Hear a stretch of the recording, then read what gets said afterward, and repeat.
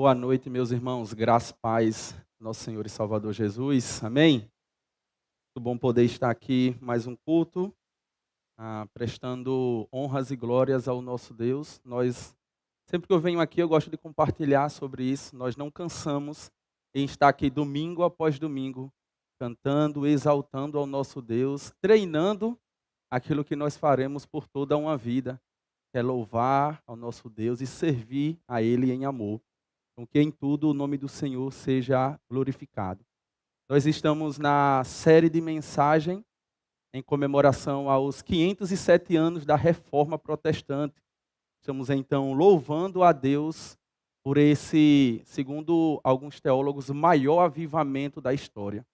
Se parar para pensar sobre a Reforma Protestante, nós estamos até o dia de hoje vivendo esse avivamento. 507 anos. Esse avivamento ainda acontece. Pessoas ainda são alcançadas, exatamente com as mensagens que nós estamos frisando nesses últimos dias, que são os 5 solas da reforma. Então nós temos falado sobre isso esses dias, e eu então continuarei falando sobre isso. Nós já falamos sobre somente as Escrituras, e para nós batistas isso é muito caro. Está lá na nossa declaração de fé e está lá nos nossos 6 pontos, né, que caracterizam um batista. Nós temos as escrituras, o primeiro ponto lá, como única regra de fé e prática. Então, para nós batistas que somos pioneiros desse movimento da reforma, isso é muito caro para a gente. Saber que as escrituras é a nossa única regra de fé e prática. Sabemos que a tradição é importante, sabemos que os teólogos são importantes, mas todos eles precisam estar abaixo das Escrituras. A igreja não está acima das Escrituras, mas as Escrituras é que está acima de todos nós e também da igreja. É ela quem diz como a igreja deve seguir. Então, nós vimos isso na primeira mensagem com o reverendo Alan Kleber. Na segunda mensagem, no domingo passado, nós vimos com o pastor Vitor que a salvação ela se dá somente por Jesus Cristo. E não há nenhum outro nome pelo qual nós devemos ser salvos. Não há nenhuma outra intercessão pela nossa salvação, a não ser o nome de Jesus Cristo. Foi por causa dele que o véu foi rasgado. E nós então conseguimos ter acesso ao Santo dos Santos, à presença do nosso Deus. Por isso nós dizemos somente Cristo. Então a salvação ela é revelada pelo aquilo que as Escrituras mostram, e as Escrituras mostram então que a salvação ela é por meio de Jesus Cristo, e ela mostra também que é somente pela graça. É um favor imerecido, e é isso que nós iremos tratar nessa noite, amém? Por isso eu convido você a abrir sua Bíblia, a carta de Paulo aos Efésios. Inclusive nós lemos já esse texto hoje aqui. Então abra sua Bíblia, a carta de Paulo aos Efésios, capítulo 2.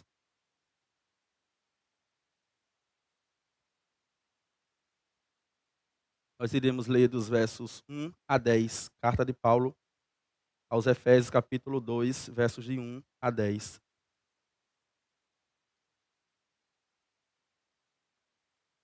Deixa sua Bíblia aberta, nós faremos a exposição do texto. O tema da nossa mensagem hoje, somente a graça ou sola gratia. Verso 1 diz assim, de Efésios, capítulo 2. Vocês estavam mortos em suas transgressões e pecado, os quais costumavam viver quando seguia a presente ordem deste mundo, o príncipe do poder do ar, o espírito que agora está atuando, os que vivem na desobediência. Anteriormente, todos nós vivíamos entre eles, satisfazendo a vontade da nossa carne, seguindo os desejos e pensamentos. Como os outros, éramos por natureza merecedores da ira. Verso 4. Todavia, Deus, que é rico em misericórdia, pelo grande amor com que nos amou, deu-nos vida juntamente com Cristo, quando ainda estávamos mortos em transgressões. Pela graça vocês são salvos. Deus nos ressuscitou com Cristo e com Ele nos fez assentar nos lugares celestiais em Cristo Jesus, para mostrar nas eras que hão de vir a incomparável riqueza da sua graça, demonstrada em sua bondade para conosco em Cristo Jesus. Verso 8. Pois vocês são salvos pela graça por meio da fé. E isto não vem de vocês, é dom de Deus. Não por obras, para que ninguém se glorie. Porque somos criação de Deus, realizadas em Cristo Jesus, para fazermos boas obras, as quais Deus preparou de antemão para que nós a praticarmos. Amém? Vamos mais uma vez ao Senhor em oração?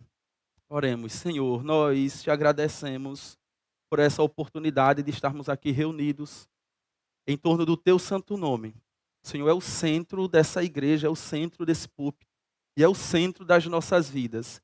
É isso que nós estamos querendo mostrar e demonstrar com essas mensagens dos 5 solas da reforma.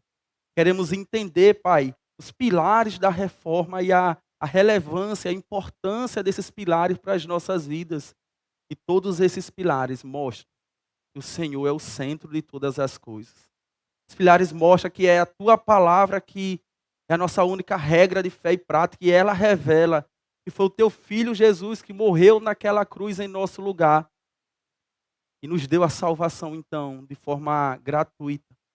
Mediante a fé, nós alcançamos essa salvação e então damos glórias somente ao Senhor, o nosso Deus e o Deus das nossas vidas, o centro de todas as coisas.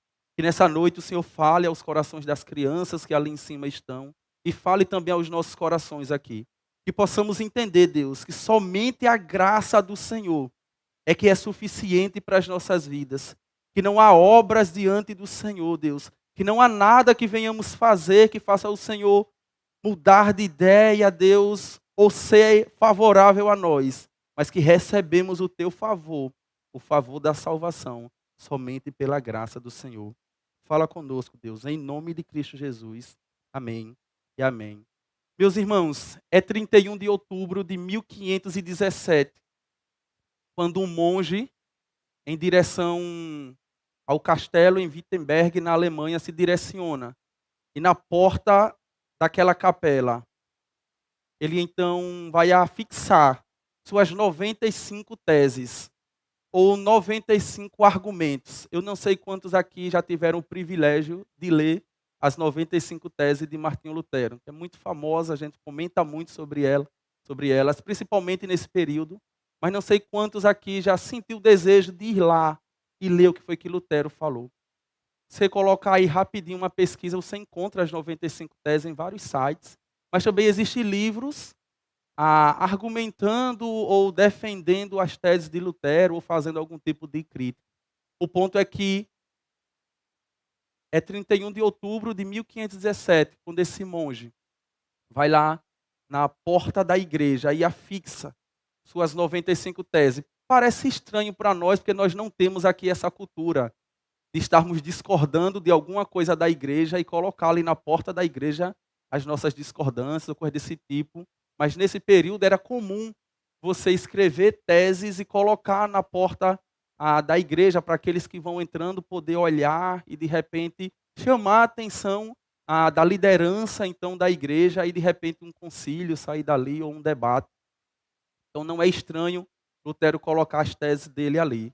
O estranho é que Lutero coloca suas 95 teses e as teses de Lutero, os argumentos de Lutero, é confrontando o movimento da Igreja Católica Apostólica Romana.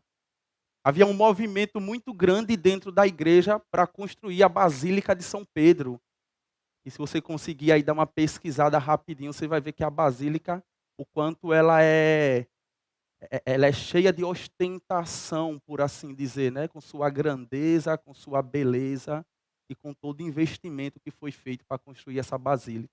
E nesse movimento, então, para arrecadar dinheiro para construir a Basílica de São Pedro, há um movimento da igreja em enviar alguns missionários à Igreja Católica Apostólica Romana, de enviar alguns missionários para que publicamente, nas praças, esses missionários pudessem pregar aquilo que nós conhecemos como indulgência. O que seriam essas indulgências, pastor Felipe? É basicamente a compra do perdão. É basicamente comprar o perdão ou comprar o favor de Deus. Então, esses missionários enviados pela Igreja Católica, eles saem então pregando e falando a respeito do reino dos céus, falando sobre céu e inferno e falando sobre essa possibilidade de você comprar o perdão. Quem aqui já leu a história da reforma vai ver que as pessoas compravam até mesmo o perdão dos pecados que eles iriam cometer. Então, amanhã eu vou cometer um pecado, eu iria ali, comprava aquele perdão, tem um documento assinado pela igreja, que eu teria então aquele perdão, então eu ia lá, cometia o pecado, ia com aquele documento então diante das autoridades da igreja, e estava perdoado com isso. E uma das coisas que era feita nas vendas dessas indulgências, não era somente a compra desse perdão momentâneo para aqui e para agora, mas você poderia comprar também a sua salvação. E não somente a sua salvação, mas a salvação também daqueles que já se foram e que estão no purgatório. Então, meu parente morreu, ele está lá no purgatório, então eu tenho essa possibilidade, através da indulgência, de pagar. E alguma coisa é estranho para os irmãos, missa do sétimo dia, algo que você paga é estranho para os irmãos, ou parece que vocês conseguem fazer algumas conexões daquilo que começou lá atrás, até hoje você paga a missa do sétimo dia, então você tem. Aí você tem que orar para que as almas que estão no purgatório, ela possam então receber a essas orações e essas intercessões para que elas possam sair de lá. Então você poderia também comprar a indulgência, que era o perdão para aqueles que estão no purgatório. Havia uma máxima entre esses missionários e entre o povo ali, e que ficou marcado. Então todo mundo, como eu disse, que para estudar a reforma, ou a história da reforma, vai saber dessa frase, que dizia o seguinte: quando uma moeda no fundo do gasofilaço cai, uma alma do purgatório sai. Então, quando você botava a mão no seu bolso e pagava pelaquela indulgência, você poderia tirar alguém de lá. Então, Lutero escreve suas 95 teses e elas estão basicamente em torno disso. Lutero está questionando se é assim mesmo que se dá o favor de Deus e o perdão de Deus. É assim mesmo? Eu compro o favor de Deus, eu compro que Deus seja favorável a mim, é algo que eu consigo comprar.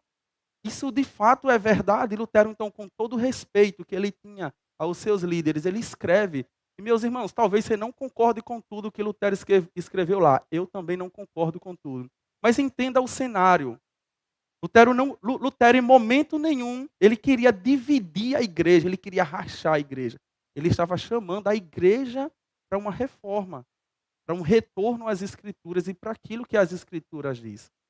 Felizmente, a igreja resistiu a isso e então expulsou Lutero de lá. E você tem então o movimento dos reformadores, que para a glória de Deus afetou nós, se nós estamos aqui hoje. Louvamos a Deus pela vida dos homens que foram levantados durante esse tempo e que tem ano após ano declarado somente as Escrituras, somente Cristo, somente a graça de Deus, somente a fé. E em tudo isso nós damos glória somente a Deus.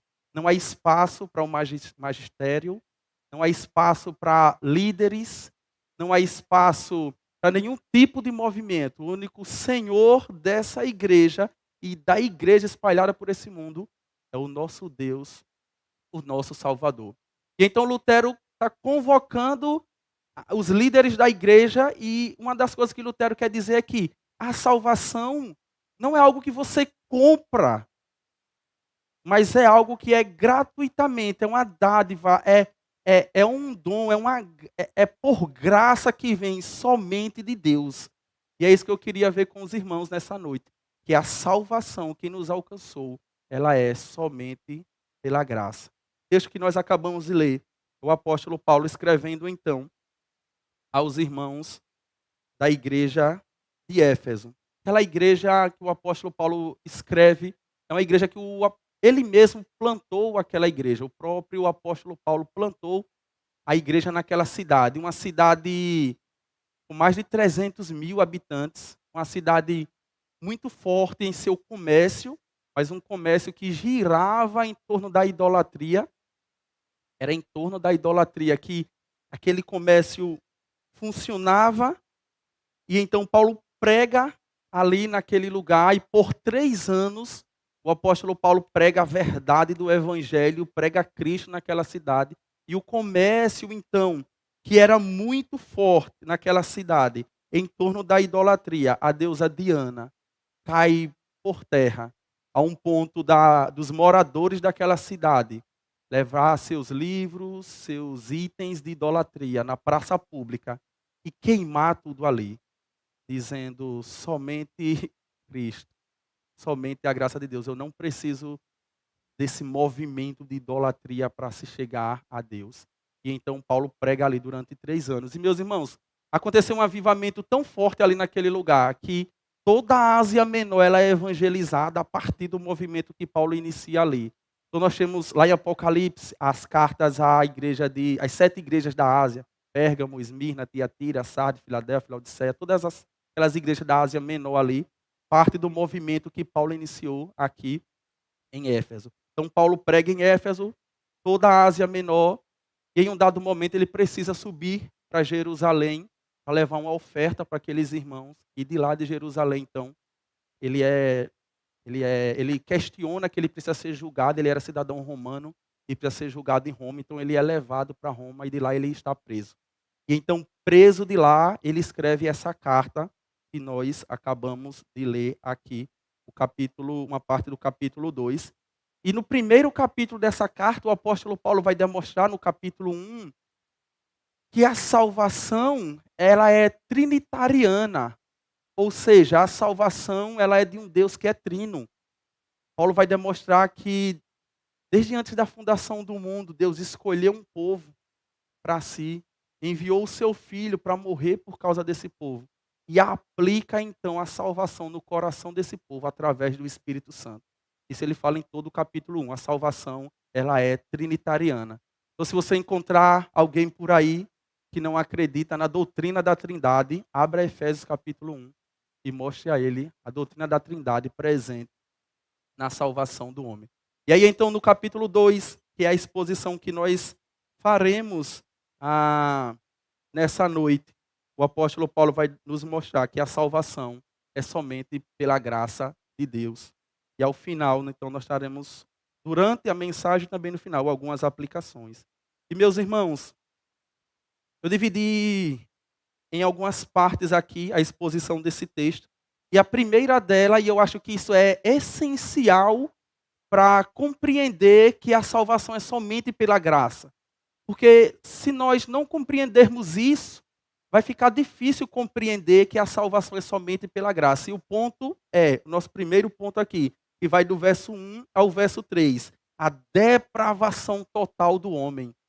O apóstolo Paulo vai dizer o seguinte, confira aí em sua Bíblia: vocês estavam mortos em suas transgressões e pecado, nos quais costumavam viver, quando seguiam a presente ordem deste mundo, e o príncipe do poder do ar, o espírito que agora está atuando nos que vivem na desobediência. Anteriormente, todos nós também vivíamos entre eles, satisfazendo a vontade da nossa carne, seguindo os desejos e pensamentos.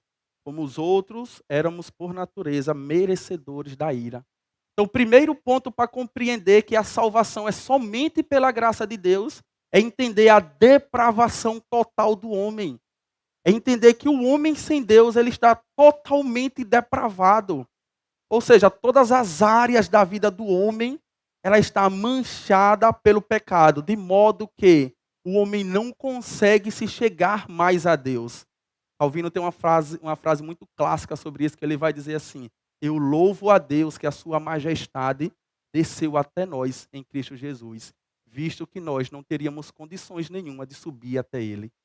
Calvino está falando dessa depravação total do homem, de modo que todo homem sem Deus, ele está totalmente depravado, ele vive longe de Deus. O apóstolo Paulo diz no verso 1, vocês estavam mortos em suas transgressões. O apóstolo Paulo pega essa figura de alguém morto e diz, assim vocês estavam.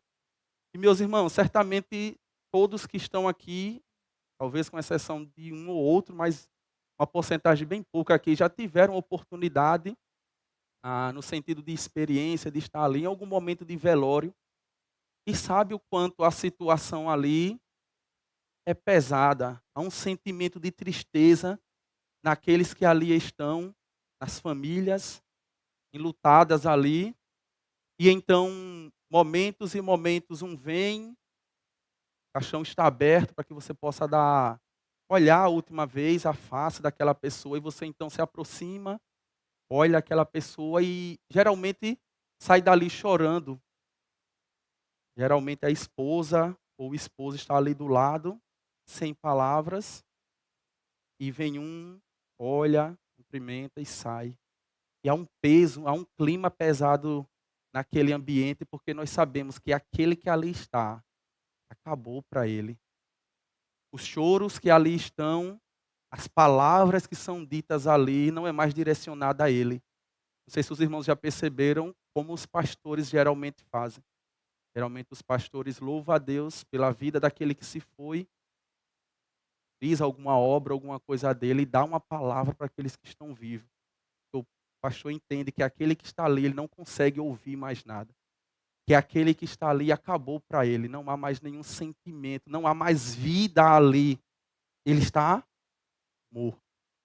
Ele não consegue reagir. Ele não consegue olhar para a esposa e ter um sentimento de dor por ver ela sofrendo. Ele não consegue olhar para os seus parentes que se aproximam, chorando e fazer algum tipo de expressão, porque ele está morto. Paulo diz que aqueles que estão sem Cristo estão mortos. E a Carson, comentando esse texto, ele diz que certa feita no seminário que ele fazia, um dos professores estava dando aula de homilética sobre a questão da pregação, postura na pregação, entrega de sermão, como deve ser feito. Você também no seminário vê um pouco sobre isso. E ele então desafia os alunos e diz: próxima semana na minha aula, todos os alunos vão preparar um esboço. Escolha uma mensagem, uma perícope, um trecho da Bíblia, escreva um esboço e traga aqui. E vocês vão ter a oportunidade então de pregar e eu vou avaliar esse esboço. Vou escolher alguns de vocês, então todos venham preparados. E aí no outro dia ele está na porta aguardando os alunos chegam e ele chama os alunos para sair. E todo mundo fica se questionando para onde é que a gente vai. Então Carson diz que ele entra no cemitério com os alunos, escolhe 2 ou 3 daqueles, está com o esboço aí, estou, agora pregue. E fica todo mundo pasmo, os alunos, como assim? Pregue? Estou sem entender, professor. Pregue, abra o sermão e pregue, eles estão aí, pregue. E todo mundo parado, ele diz, é assim que vai acontecer com vocês. Vocês vão pregar lá fora para homens e mulheres que estão mortos em seus delitos e pecados. Vocês vão precisar pregar para eles e orar para que o poder do Espírito Santo possa agir e trazer então o morto à vida para que ele possa ouvir a mensagem do Evangelho. É exatamente isso que Paulo está mostrando aqui. Vocês estavam mortos em suas transgressões e pecado. Então, se quisermos entender a graça de Deus e o quanto ela é poderosa e quanto somente a salvação é pela graça, precisaremos entender a doutrina da depravação total. Todo homem fora de Deus está morto em seus delitos e pecados. E a menos que Deus, um poder sobrenatural vindo do céu, dê vida ao morto, semelhante ao que fez com Lázaro. Quando o Senhor disse, pode remover a pedra, faça isso, já está fedendo. E o Senhor então disse àquele morto que estava fedendo, Lázaro, vem para fora. E Lázaro então poder se recompor, sua matéria que já estava fedendo, ganhou vida novamente. E Lázaro então consegue sair dali. Alguns teólogos comentando esse texto diz que Cristo falou, Lázaro, vem para fora, que se ele não falasse o nome de Lázaro, todos os mortos dali iriam vir. Então ele diz, Lázaro, você, vem para fora. Frisando esse poder que há em Deus em trazer vida àquele que está morto. Então, meus irmãos, o que nós temos lá fora, o que nós temos na nossa família, com aqueles que não confessaram a Jesus, não é pessoas que são boas e que já servem a Deus, e que só falta aquilo para se converter. Não, o que nós temos ali são pessoas mortas. E a menos que Deus faça um milagre sobrenatural, elas não vão vir à vida. Paulo então vai dizer no verso 1, vocês estavam mortos em vossos delitos e pecados. na sua forma de viver. E eles estavam mortos, meus irmãos. E havia um poder que operava nessas pessoas mortas e que opera ainda até hoje. Paulo vai dizer, então, no verso 2: nos quais costumavam viver quando seguia a presente ordem deste mundo, o príncipe do poder do ar e o espírito que agora atua nos que vivem na desobediência. Anteriormente, todos nós também vivíamos entre ele, satisfazendo a vontade da nossa carne. Três inimigos aqui da igreja, mas principalmente daqueles que estão sem Deus. É Satanás, o mundo e a carne. São esses três inimigos que ainda opera contra a igreja, mas opera eficazmente, Paulo está mostrando aqui, naqueles que estão sem Deus. Primeiramente, o mundo. Ele vai dizer no verso 1, nos quais costumavam viver quando seguia a presente ordem deste mundo. Paulo traz duas palavras aqui para dar ênfase a essa questão do mundo e desse movimento do mundo aqui, quando ele diz ordem e mundo, né? A presente ordem deste mundo. Duas palavras aqui, aion e cosmos, no grego. Essas duas palavras elas estão aqui descrevendo. E a Bíblia traz essa ênfase para mostrar esse sistema caído do mundo. Sabe aquele sistema que eu e você, que nós queremos a redenção dele? Sabe aquele sistema que muitas das vezes eu e você entramos em discussões sem fim e às vezes perdemos amizades de amigos, de irmãos, de familiares, principalmente num tempo desse de política? Esse sistema do mundo. Paulo está dizendo que esse é um sistema que é inimigo do povo de Deus. Esse sistema é um sistema que aprisiona aqueles que estão mortos em seus pecados. Um sistema que às vezes eu e você queremos a redenção, queremos uma figura pública ou alguém que traga a redenção dessas coisas, quando na verdade o que nós temos é um sistema maligno, um sistema do mal, que aprisiona aqueles que neles estão e é uma tentação para aqueles que estão no lado de cá. Então Paulo está dizendo, esse também é um inimigo de vocês. Mas ele diz também no verso 2, que Satanás aprisiona aqueles que estão mortos em seus pecados. Ele vai dizer, e o príncipe do poder do ar, o espírito que agora está atuando nos que vivem na desobediência. O segundo inimigo, então, é Satanás. Ele é o príncipe do ar, porque essa é a ideia de Paulo. Apesar de você não ver, você sabe que ele existe. Apesar de você não ver, você consegue perceber a sua ação, e Satanás, então, ele é real. Paulo está dizendo aqui que ele é o príncipe do ar, o espírito que agora atua nos filhos da desobediência. Hernandes Dias, comentando a respeito desse ponto específico com relação a Satanás, ele diz o seguinte: o diabo é um ser invisível, porém real. Ele nem dorme nem tira férias. Ele é violento como um dragão e venenoso como uma serpente. Satanás, ele é real, ele existe. Ele tenta fazer com que o povo de Deus caia em tentações e pecados, mas ele também escraviza, mantém preso nesse sistema mundano aqueles que estão mortos em seus delitos e pecados. Lutero era muito forte em suas falas. Há um livro de Lutero chamado A Mesa com Lutero, ou Na Mesa com Lutero, alguma coisa assim. Se não me engano, da Monergismo, editora Monergismo, se não me falha a memória. E Lutero é muito forte em suas palavras, e às vezes eu olho assim, calma, Lutero, que é isso? Que homem agressivo é esse? Mas ele tinha uma pitada de ironia, ele era um apologeta, então alguém que estava ali debatendo as coisas, e tinha algumas ironias, né? E tem uma frase dele a respeito disso, que ele diz o seguinte: meus irmãos, nós somos como uma mula, como um cavalo, sempre vai estar montado. Ou Satanás estará sobre você, ou Deus estará sobre você. Você nunca estará isento. Então veja, o que nós temos lá fora, o que nós temos com aqueles que não servem a Cristo, são mortos, que estão seguindo o curso deste mundo e que estão fazendo a vontade do príncipe que agora opera nos filhos da desobediência. Paulo vai dizer, nós também andávamos assim.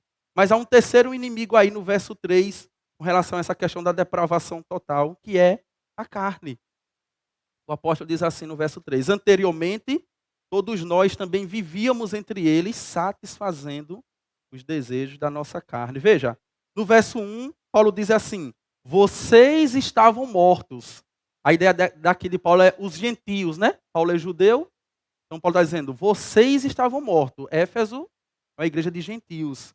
Paulo está dizendo: vocês estavam mortos em vossos delitos e pecados. Deus nos deu vida e ele continua, né? Aqui no verso 3 ele diz assim: anteriormente, todos nós estávamos, judeus e gentios. E esse ponto ele é muito importante. Porque veja, meus irmãos, não há nenhum outro nome pelo qual nós devemos ser salvos. Não há uma ideia de que só porque eu sou de uma etnia, de um povo, que há uma brecha para a minha salvação. A salvação ela é somente por Cristo Jesus, por meio da graça. Por isso Paulo agora se inclui também e ele diz assim: todos nós estávamos, não somente vocês gentios, mas nós também judeus estávamos vivendo preso e satisfazendo os desejos da nossa carne. E carne aqui, meus irmãos, não é literalmente essa matéria nossa aqui, mas é um poder maligno que há dentro do homem por causa da queda, o qual move o seu coração para querer o mal ou para desejar aquilo que é contrário a Deus e à lei de Deus, né? Alguns já tentaram durante a história ferir sua própria carne. O próprio Lutero fazia isso. Você vai estudar a história de Lutero, ele se batia, né? Porque ele foi ensinado a isso. Então não foram poucos momentos que os auxiliares de Lutero invadiram o quarto que ele estava e para com isso, Lutero. Você não pode continuar fazendo isso. Que Lutero pecava e entrava no quarto e começava a se bater, começava a se bater. Ele dizia: a minha carne não quer fazer a vontade de Deus, eu tenho que subjugar ela. E batia então na carne, e não foram poucas as vezes que os auxiliares dele entraram ali e arrancaram da mão dele aquele instrumento que ele estava se batendo, porque Lutero aprendeu na Igreja Católica que ele poderia alcançar o favor de Deus por suas obras. E quanto de nós, meus irmãos, que aqui estamos, não achamos que é também assim? Que a minha relação com Deus é baseada naquilo que eu faço ou deixo de fazer, e se Deus é favorável a mim, se a salvação de Deus vai estar em mim ou não daquilo que eu faço ou deixo de fazer. Quando foi isso na história bíblica? Nunca foi assim. Paulo está demonstrando aqui que nós não temos mérito nenhum na salvação. Naquele grande dia, ninguém vai chegar diante de Deus e dizer: Senhor, muito obrigado porque eu cheguei até aqui. Muito obrigado, Senhor. Eu perseverei. O Senhor viu lá, Deus, o quanto eu fui fiel. Todo domingo, não perdia um culto. Estava ali firme e mostra as obras diante de Deus. Ninguém vai chegar diante de Deus mostrando as suas obras. Porque seremos constrangidos com as obras dele. Seremos constrangidos com as marcas de suas mãos. E vai nos mostrar que não há obra nenhuma que nós poderíamos fazer para alcançar o favor de Deus diante de uma obra tão maravilhosa que foi derramada e feita e executada na cruz do Calvário. Por isso, meus irmãos, quando se trata de salvação em Deus, e aí como batistas também nós temos outra máxima aqui.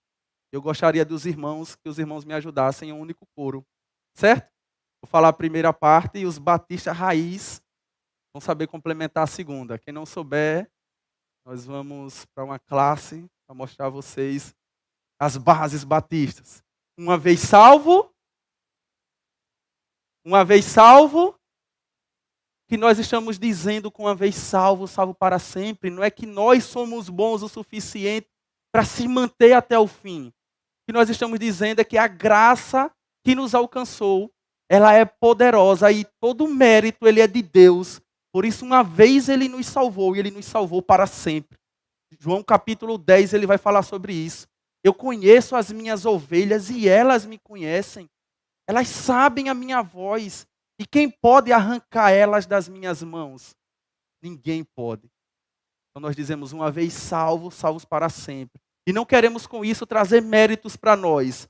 Nós olhamos para as Escrituras e falamos isso exatamente porque cremos que a salvação é somente pela graça de Deus.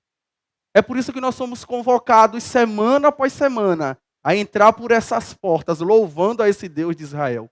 É por isso que os problemas que passamos lá fora, as dificuldades, problema financeiro, problema com filho, não deveria ser impedimento para entrarmos por essas portas com os corações gratos, para bendizer o Deus de Israel, pela graça dele que nos alcançou. É por isso que domingo após domingo nós temos um prelúdio aqui, um momento em que nós convocamos a igreja a se desligar de tudo e focar no Deus de Israel.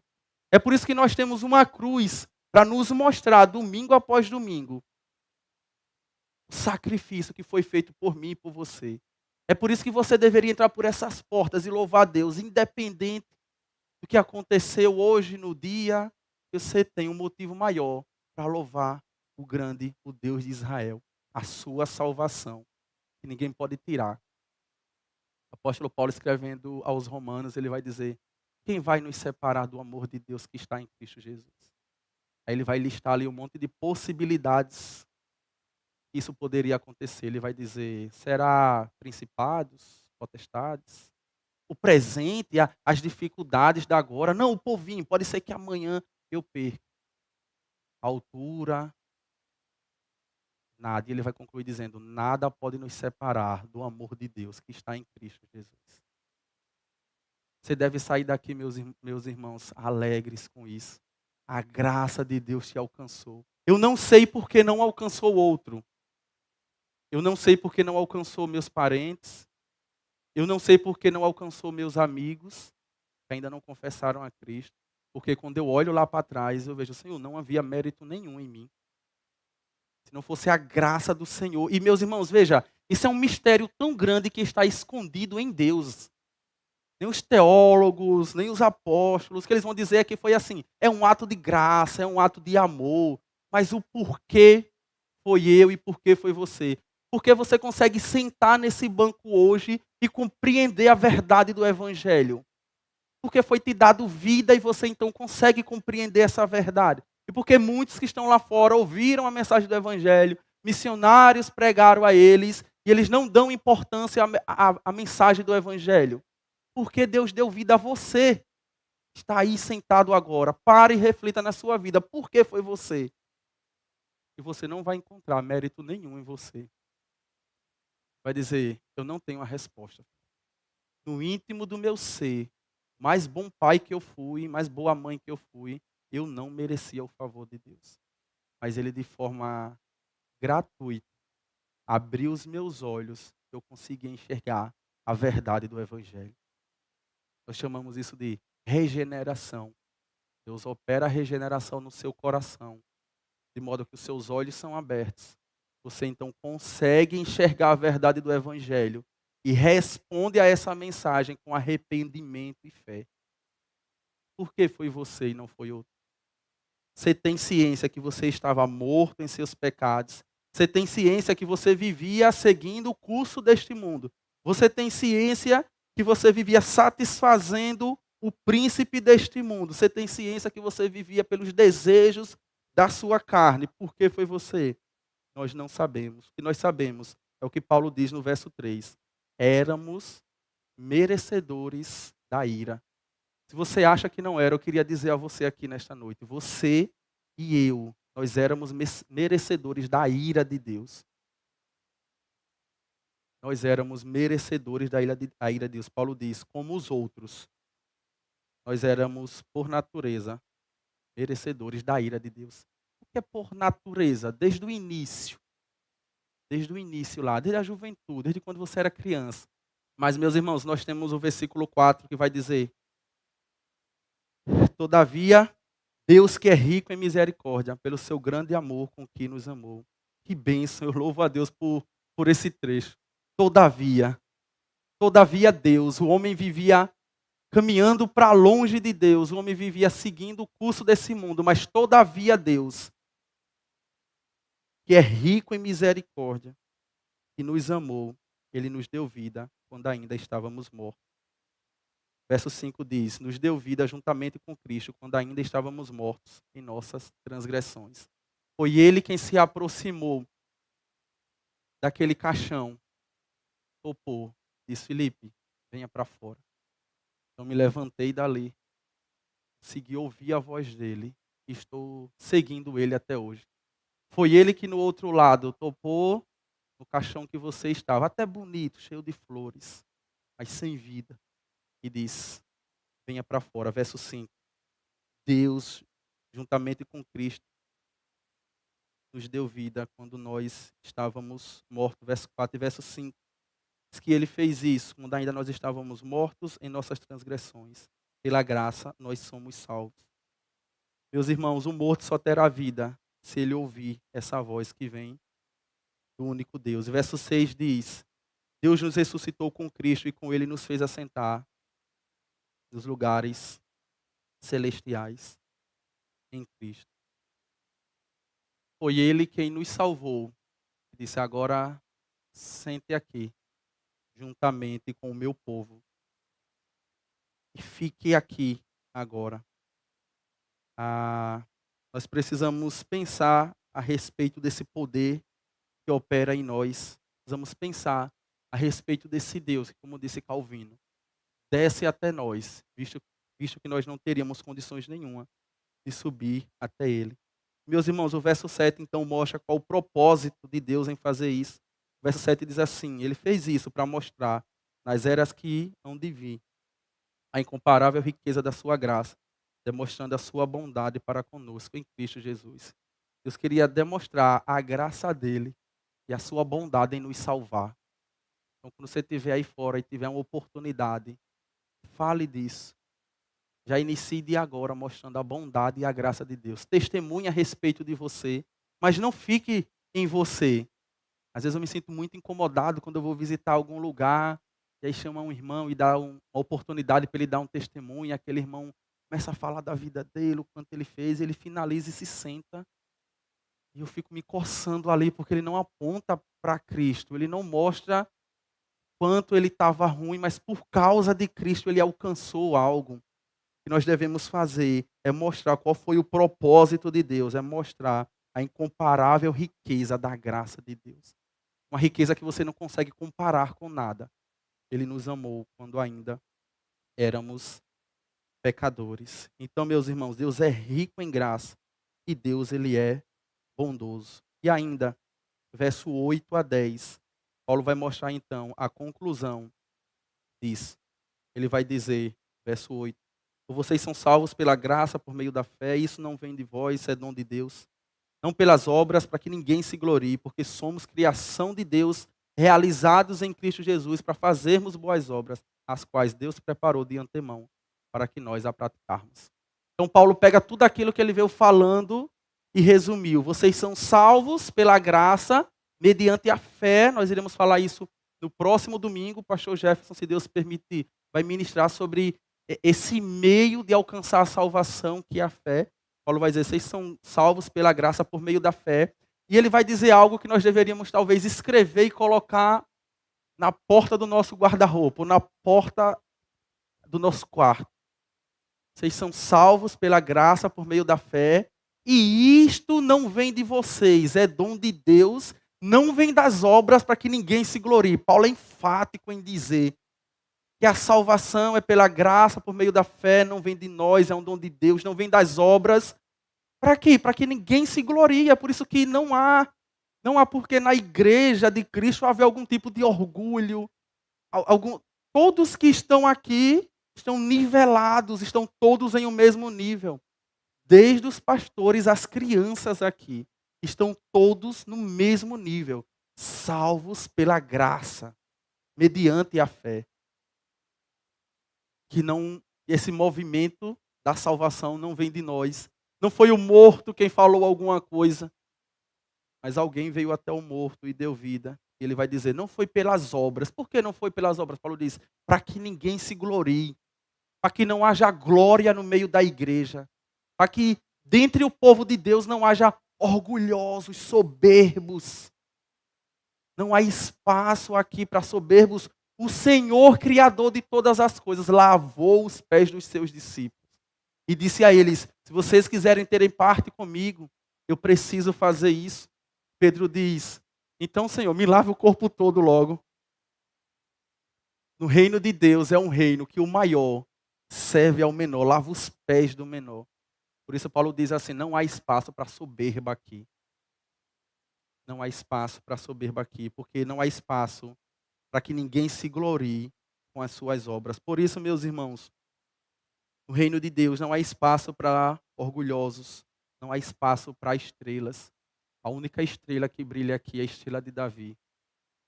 A única estrela que brilha aqui, e que deve brilhar aqui, que deve brilhar na sua vida, é o Senhor Jesus Cristo.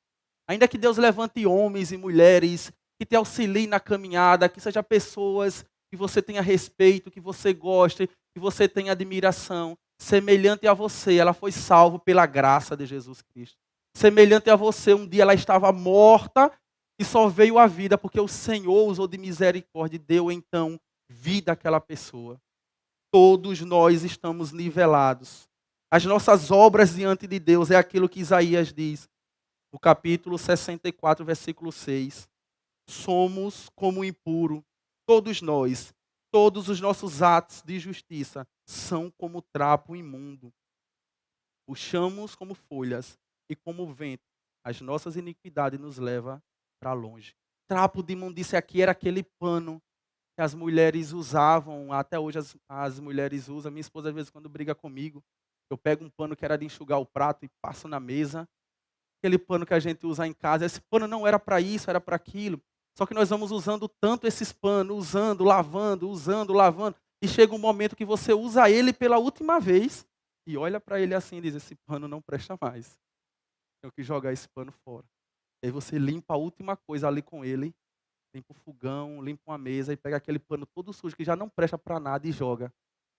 Isaías está dizendo aqui: assim são as suas obras, como trapo de imundície. As suas obras e as minhas obras diante de Deus são trapo de imundície. Não serve para nada, somente para ser jogado fora. Mas Deus, pela sua graça, então vem e nos alcança através de Cristo Jesus. E aí ele vai dizer que não deve haver mérito em nós, mas nós somos convocados às boas obras, no verso 10. Olha o que é que o texto diz aí, no verso 10. Porque somos criação de Deus, realizado em Cristo Jesus, para fazermos boas obras, as quais não veio de você, mas Deus preparou de antemão para que você viva nela. São as obras da santificação, esse processo que a Diego falou hoje pela manhã, desenvolver a salvação, essas obras de santificação, de viver para Deus. O Senhor já preparou, veja, até a sua santificação. O Senhor de antemão já preparou obras para que você possa andar nelas. Então, meus irmãos, o verso 10 termina então dizendo: somos criação de Deus em Cristo Jesus para fazermos as boas obras. Paulo vai e reforça de novo. Não obras que vêm de vocês, mas as quais Deus já preparou de antemão para que vocês possam viver nelas. Então, os irmãos compreendem a graça de Deus que nos alcança. E mesmo no nosso processo de santificação, Paulo está dizendo assim: não vem de vocês. É Deus que já preparou de antemão. E faz com que você viva então essa vida de santificação. Romanos 8, capítulo 8, verso 26. Vai dizer: o Espírito intercede por nós nas nossas fraquezas, porque não sabemos nem como devemos orar. Ó, as obras de antemão que Deus já preparou para nós, um Espírito que intercede por nós, até mesmo no momento das nossas fraquezas, que muitas das vezes nós não sabemos nem como devemos orar. E diz com gemidos que não podem ser expressos humanamente, o Espírito então intercede por nós, para que nós desenvolvamos a nossa salvação através da santificação. Então, meus irmãos, há uma nova criação que se iniciou com Jesus Cristo. Paulo vai falar isso em Colossenses capítulo 1. E há boas obras de antemão preparadas por Deus para que vivamos nela. A salvação é somente pela graça. São mais de 500 anos que a reforma vem falando sobre isso. E nós continuaremos falando sobre isso até que ele venha. Até que o autor e o consumador da nossa fé venha então nos pegar e nos levar para estar eternamente com ele. Até que ele venha, nós cantaremos sobre a graça de Deus, sobre o amor dele. Então veja, salvação, ela é somente pela graça, mediante a fé. Mas eu queria concluir então, trazendo 3 aplicações rápidas e breves, em uma breve conclusão. A primeira é: devemos sair daqui conscientes de que a depravação do homem ela é total. Você deve sair daqui consciente, primeiramente, que a depravação no seu coração foi uma depravação total e somente a graça de Deus foi poderosa o suficiente para te dar vida. E aquele seu vizinho, seu parente que está lá, ele não é um pouco bom, é uma pessoa até. Não, meu irmão, é um morto que está ali, que precisa ouvir a verdade que dá vida. Jesus disse: Eu sou o caminho, a verdade e a vida. Pregue Cristo para ele, fale da graça e do amor de Deus para ele. E ore para que Deus possa dar vida a esse morto e ele possa ouvir a verdade do Evangelho. Segundo, a salvação é somente pela graça. Como eu disse, falamos isso no passado como povo de Deus e falamos hoje. A salvação é somente pela graça. Todo esse processo, toda essa maravilha do Evangelho que nos salva, é um Evangelho da graça de Deus que nos chama e nos convoca a viver para Ele, para a glória do nome dEle. Isso é muito lindo, é maravilhoso. Nós deveríamos nos prostrar ao ver a verdade do Evangelho que é expresso na graça de Deus, quando envia o seu Filho para morrer na cruz em nosso lugar. E terceiro, Deus nos salva em Cristo Jesus para vivermos uma nova vida. O verso 10 diz: as obras de antemão Ele já preparou para nós. Então as obras não é para te salvar, mas é para testificar que você agora é um salvo. As obras agora é para mostrar que você não é mais escravo de Satanás, do mundo e da sua carne, mas que você agora é escravo de Cristo. Pedro vai dizer isso. Ele vai dizer: eu sou escravo de Cristo. Você agora serve a outro senhor. Você tinha 3 senhores: Satanás, sua carne e o mundo, o qual você servia e dominava a sua vida. Hoje você tem outro Senhor, Senhor Jesus Cristo, que nos chamou e nos salvou e agora nos chama a viver a vida de santificação, obras que de antemão Ele preparou para nós. Eu queria concluir com a fala do C.S. Lewis. Ele diz o seguinte: nós não somos pessoas basicamente boas que só precisam se livrar de alguns vícios e melhorar os nossos atos. Pelo contrário, somos rebeldes. Necessitamos entregar as nossas armas. Por conta do pecado, estamos espiritualmente mortos. Somente quando respondemos à resposta bondosa de Deus e aceitamos nossos pecados humildemente, recebemos então a oferta e o perdão de Cristo e a vida eterna encontramos somente nele.